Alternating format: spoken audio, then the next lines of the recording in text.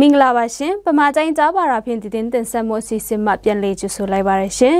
ယခုတင်ဆက်ပေးသွားမယ့်တင်အကြောင်းအရာတွေကတော့ပူတောင်မြို့နယ်လုံစွတ်ကျေးရွာတွေငှက်ဖျားယောဂဖြစ်တဲ့သူပုံမများလာတဲ့အကြောင်းဖကတ်မြို့နယ်တွင်ရခင်နှစ်ထက်ကုန်စည်နှုန်းပုံမမြင့်တက်လာတဲ့တင်နဲ့မူစေမြို့မှာစစ်ကောင်စီလက်အောက်ခံပြည်သူစစ်တူပစ်တက်ခံရတဲ့အကြောင်းတွေကိုကျွန်မမွန်းစာကနဲ့တင်ဆက်ပေးတော့ပါမယ်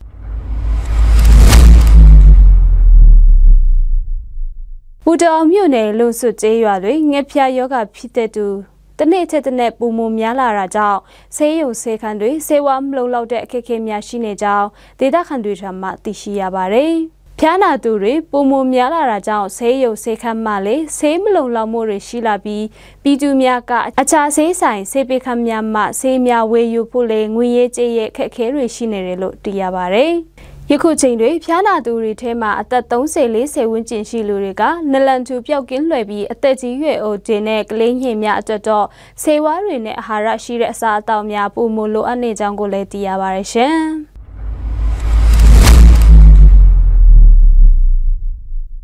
ဖကတ်မြို့နယ်ရခင်နှစ်ထက်ကုန်စည်နှုန်းမြင့်လာတာကြောင့်နေစားလောက်တာပြည်သူတွေအတွက်ခက်ခဲတွေနဲ့ရင်ဆိုင်နေရတယ်လို့ဖကတ်ဒေတာအခမ်းပြည်သူတွေထံကသိရှိရပါတယ်။လွန်ခဲ့တဲ့နှစ်စစ်ကောင်စီတပ်ကကုန်ပစ္စည်းတင်ပို့ရမှာမကြာခဏလမ်းပိတ်တာတွေလှုပ်ဆောင်နေတာကြောင့်ကုန်စည်နှုန်းပုံမမြင့်တက်လာတာဖြစ်ပါတယ်။ယခုချိန်ကုန်ပစ္စည်းတင်ပို့ရာတွေ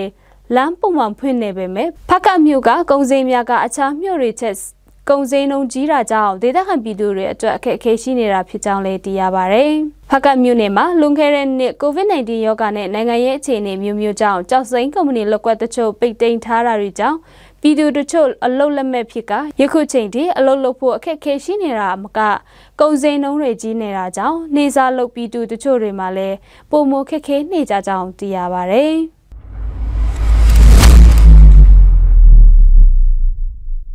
မူစေစက်မှုစုံရက်ကွက်မြို့တာကြီးစက်တောက်ဆိုင်မှာဇွန်လ16ရက်နေ့စစ်ကောင်စီလက်အောက်ခံပြည်သူတို့ပစ်တက်ခံရကြောင်းဒေသခံတွေထံမှသိရှိရပါတယ်။ပစ်တက်ခံရတဲ့သူကမန်ဂျေပြည်သူစစ်ကောင်းဆောင်ဤလူဖြစ်ပြီး၎င်းဒေတာမှာအာဏာအနေငယ်ရတဲ့ပြည်သူစစ်တာဝန်ထမ်းဆောင်နေတဲ့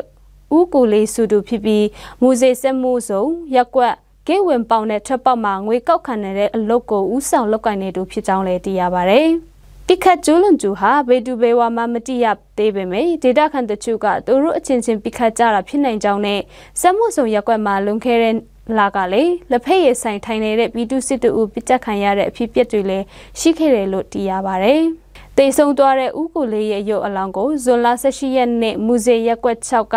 ဇနီးဖြစ်သူရဲ့နေအိမ်မှာဇာပနကျင်းပမှာဖြစ်ကြောင်းကိုလည်းသိရပါတယ်ရှင်။ဗမာတိုင်းသားပါရာဖြင့်တင်ဆက်မှုအစီအစဉ်ကိုကြည့်ရှုနားဆင်သူပရိသတ်အပေါင်းရွှေလန်းချမ်းမြေ့ကြပါစေရှင်။